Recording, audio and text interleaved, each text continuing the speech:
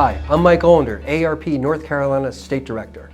Hello, I'm Mike Causey, and it's my honor to serve as the North Carolina Commissioner of Insurance.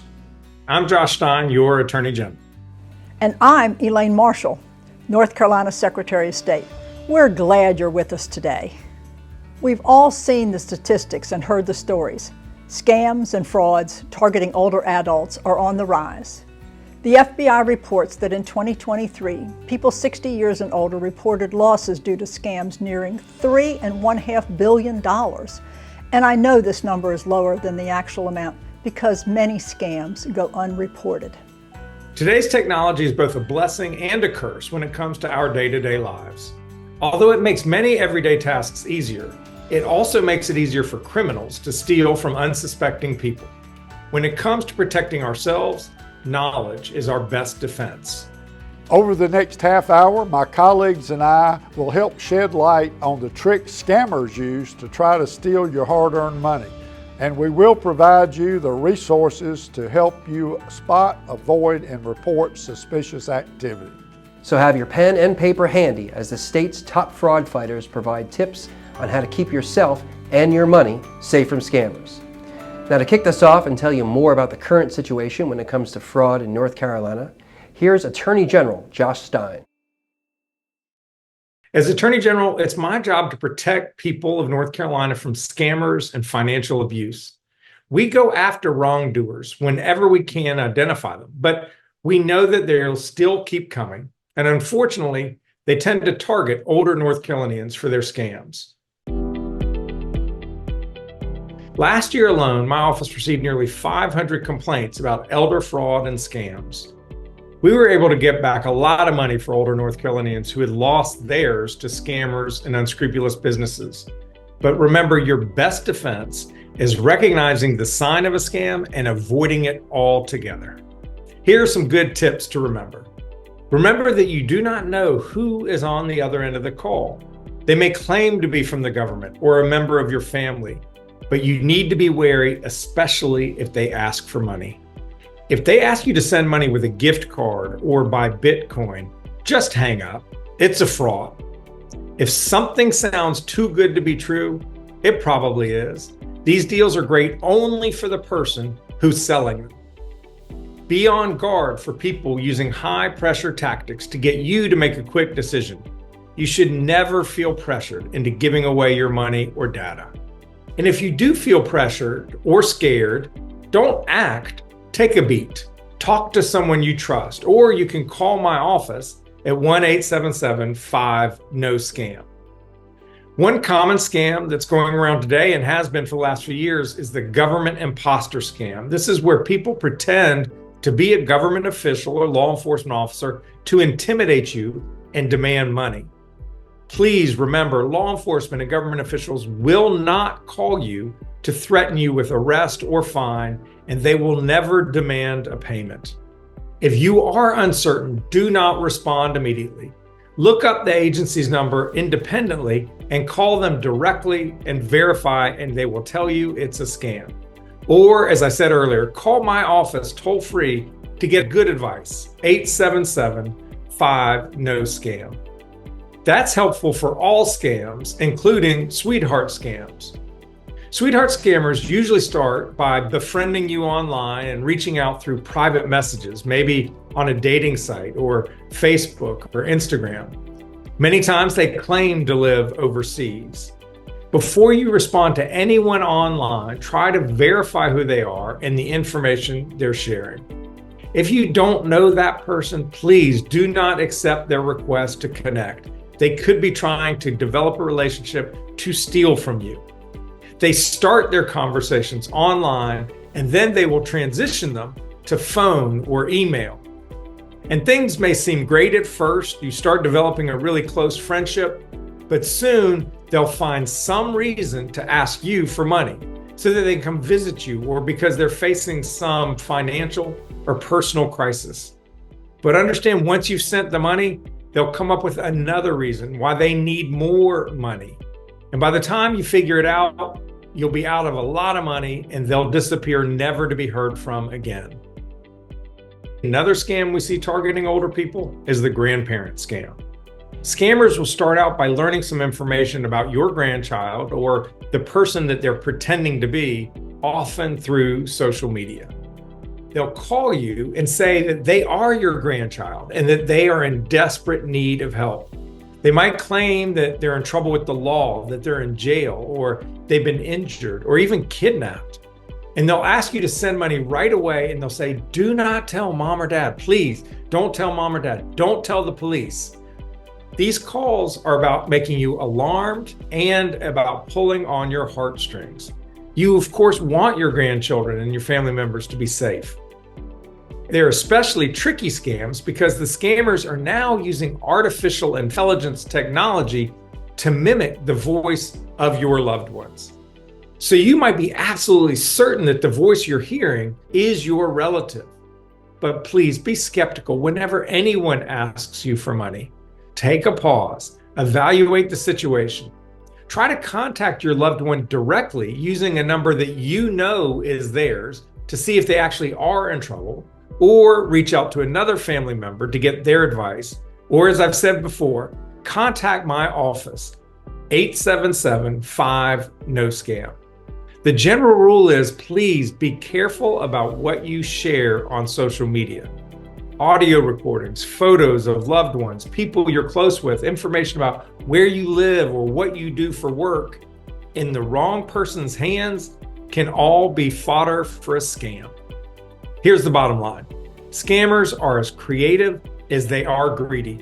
They will try lots of different methods to trick you.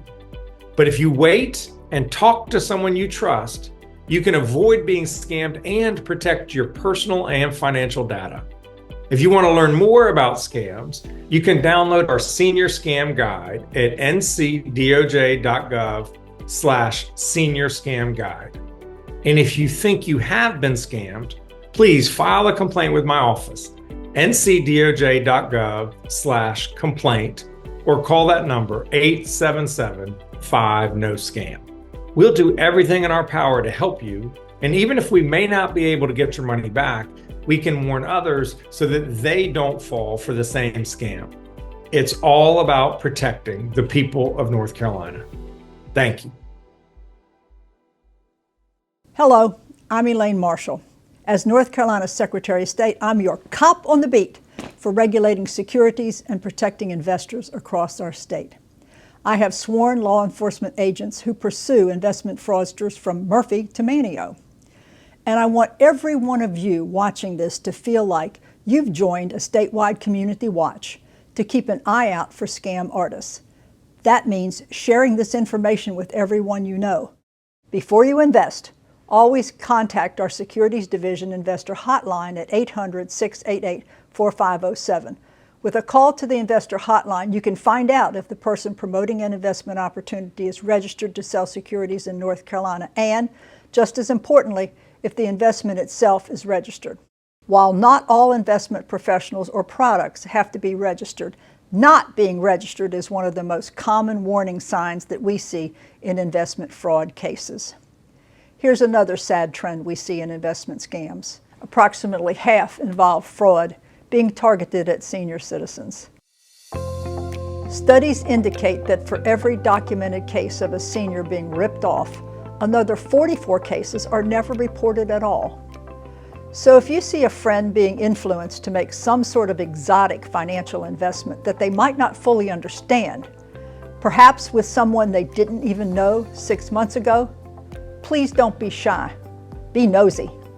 Ask questions. Scam artists will use what's in the headlines as part of their pitch to build buzz and create the fear of missing out on the next big thing. One key example is the continuing fascination with cryptocurrency. The most important thing for investors to remember is that all the same laws and rules apply to cryptocurrency-related investments. So remember, don't invest with strangers you meet online. Don't fall for promises of high rates of return with no risk of loss. There are no guarantees out there. If something sounds too good to be true, it probably is. And you should definitely report it by calling our investor hotline. I encourage you to browse the extensive list of free investor resources we have on our website, including alerts on many of the most prevalent types of investor frauds. We also help protect North Carolina's giving public at the Secretary of State's office. You can research charities registered with our Charitable Solicitation Licensing Division by going to the Charities section of SOSNC.gov. If you get an unsolicited call, text, email, or social media message from an organization, research the organization online yourself. Never click on the link in an unsolicited message. Make your donations directly to the charity's official website.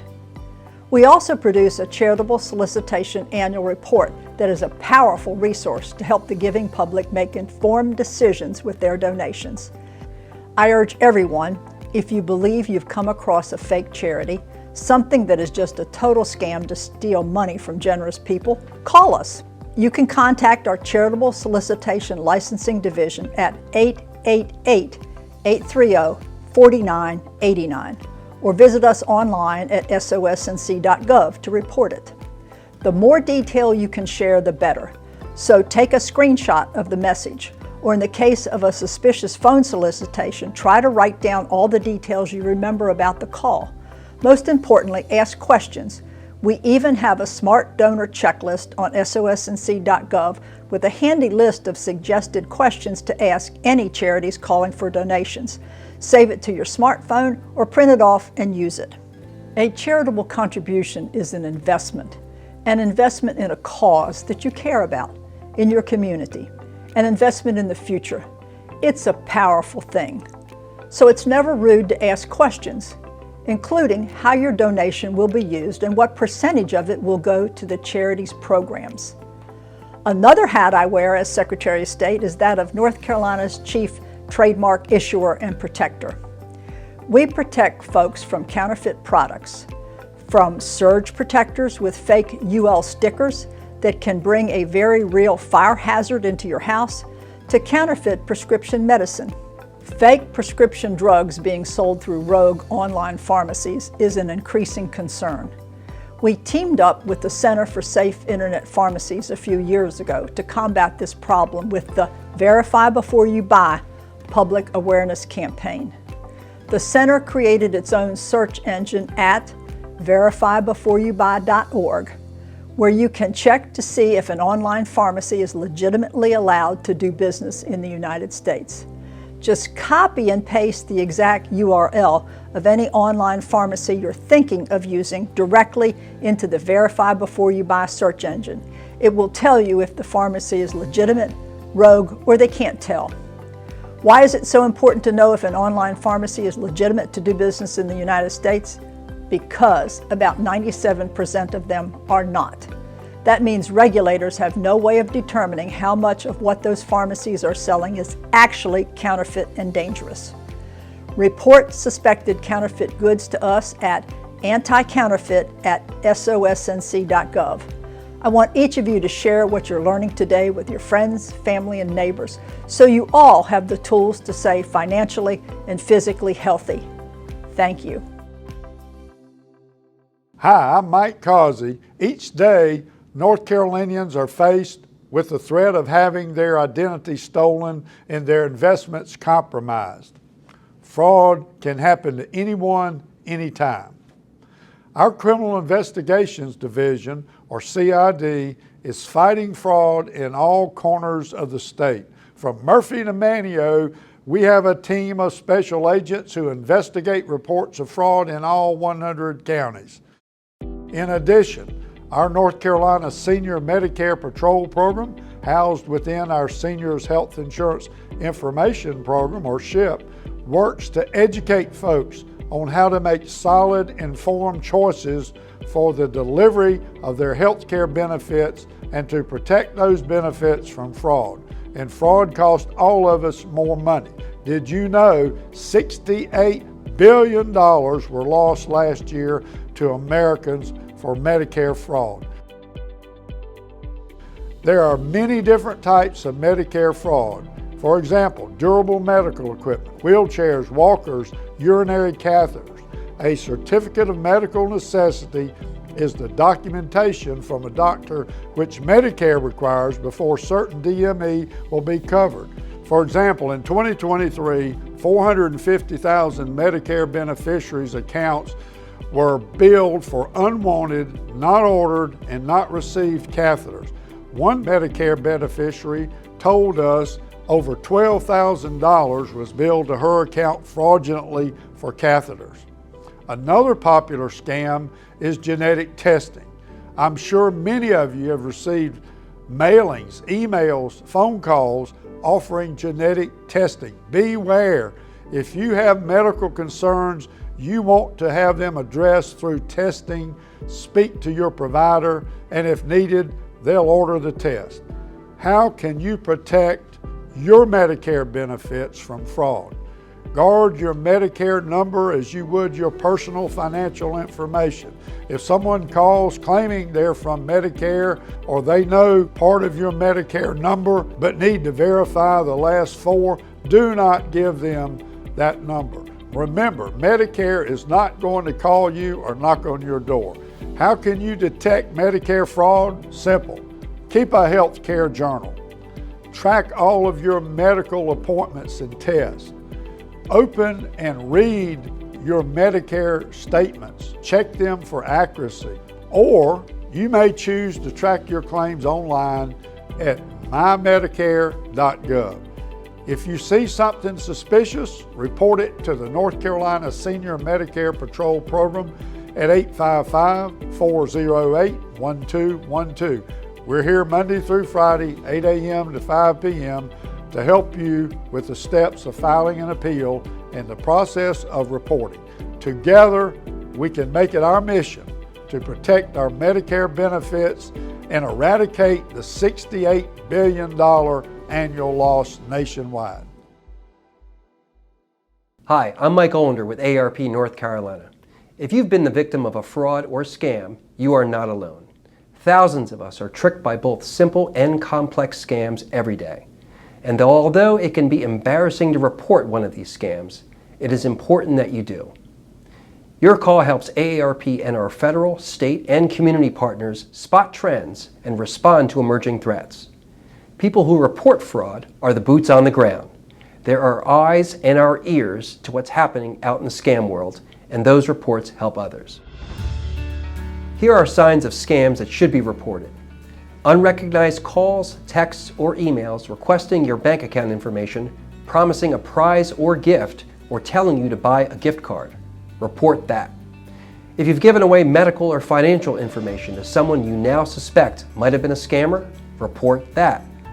And if a relative or friend gave money or something of value to a suspected scammer, report that.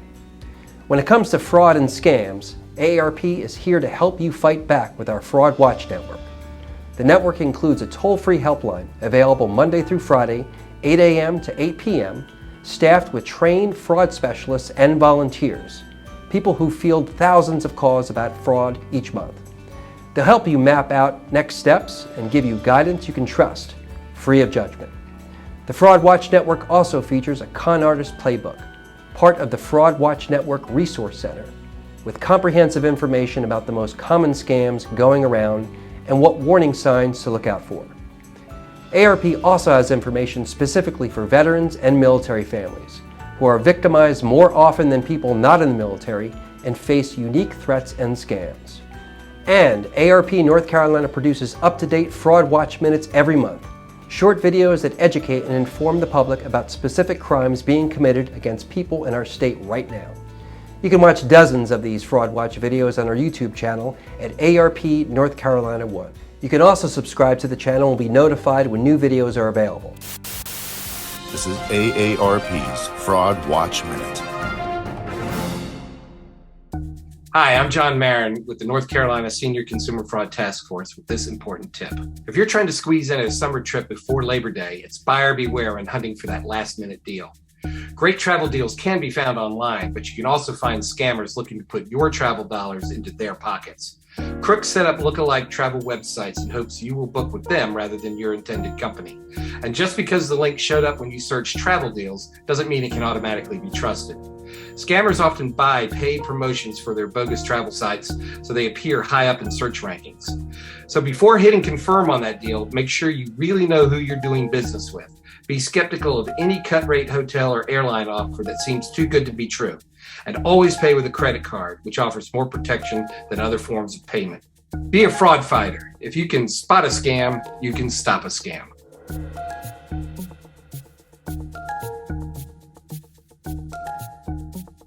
Remember, when it comes to keeping your money and savings safe, AARP's team of fraud fighters has real-world tips and tools to help protect you and your loved ones. Learn more and sign up for Fraud Watch alerts at aarp.org/fraud. Hi, I'm AARP Fraud Watch volunteer David Kirkman. I'm a retired North Carolina Special Deputy Attorney General and a founding member of the North Carolina Senior Consumer Fraud Task Force. I've been fighting the fraud industry for decades. Unfortunately, these criminals are getting more sophisticated and more pervasive.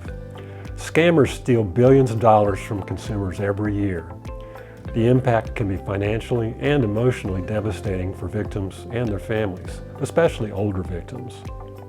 One thing that crime victims should never experience is a feeling of shame.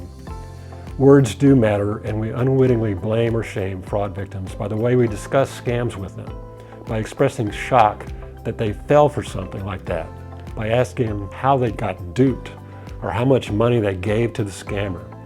Fraud victims, when they aren't too ashamed to discuss their experiences, blame themselves when describing the crime. Sadly, worries about others' reactions make us reluctant to report such crimes in the first place. There's an assumption that fraud only affects older adults, that they're not tech-savvy, they're too willing to answer the phone, or they're experiencing some form of cognitive decline.